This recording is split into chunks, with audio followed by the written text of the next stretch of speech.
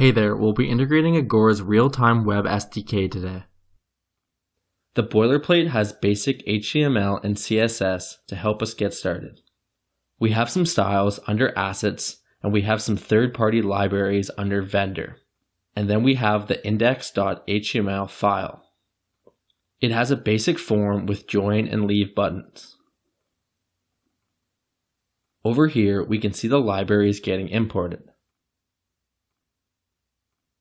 And we have a couple other helper functions to add and remove video elements from the DOM.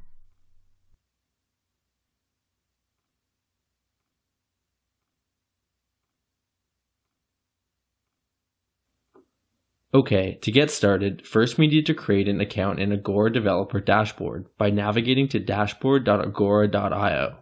Once sign-up is done, navigate to Project Management, create a new project, and retrieve credentials.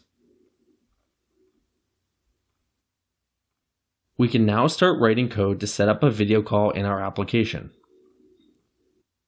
We can integrate Agora Video SDK using npm or integrating the library locally or using a CDN.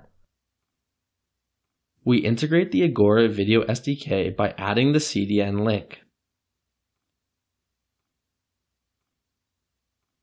You can place your credentials inside the option object.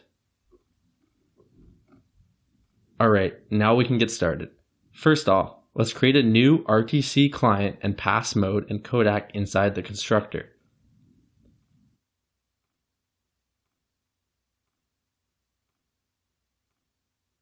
Let's initialize the client with the credentials stored in the option variable. We can join a channel by invoking the join method. The parameters are token, channel name, and UID.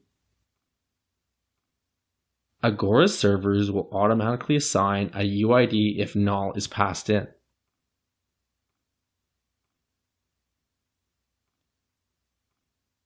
Now would be a great time to create a local stream.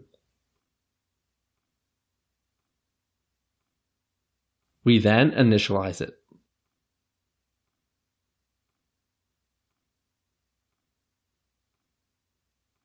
Once it has been initialized, we can display the stream in local_stream container. We then publish the created stream to Agora's cloud.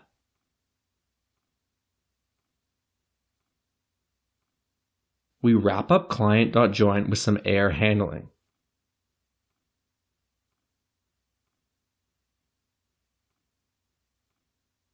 By this point, we have created a client, joined a channel, created a stream, and publish the stream to the channel. All that's left to place a successful video call is setting up event listeners and event handler.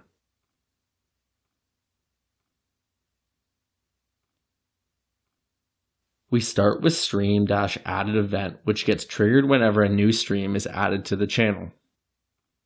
We can choose to subscribe to the added stream at this point. So we retrieve the stream ID from the added stream before subscribing to it to ensure that it's not the stream that we just published. If the condition satisfies, we subscribe to the remote stream. Now we handle the stream-subscribed event. This gets triggered when a remote stream is subscribed. We use this as an opportunity to populate our UI with the remote video feed. We create a new view by invoking the helper function addView. Now the remote stream can be played in the created view by invoking the play method. Lastly, we handle the stream-removed event. This is emitted when a remote user leaves the channel or unpublishes their stream.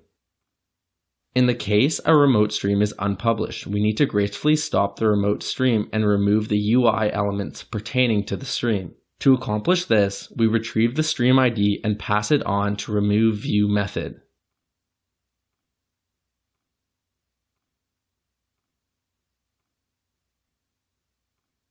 Up next, we'll be defining what happens when you click the Leave button. To handle such event, we first stop our local stream and close it.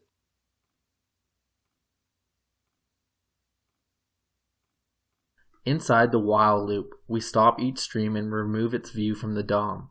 We make use of remove view helper function to accomplish this. We wrap up the code by performing some error handling.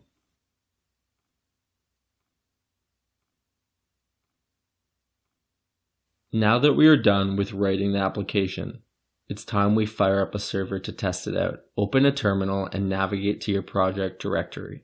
Install live server by typing npm i-live-server-g-g. Flag globally installs the live-server package.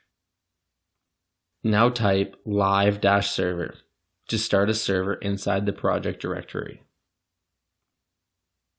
When we press join, our local stream is published to Agora's cloud and we wait for the second user to join the channel. For the purposes of testing, we can simulate a second user by duplicating the same tab and then joining into the channel. Now we can see a successful video call taking place between two users.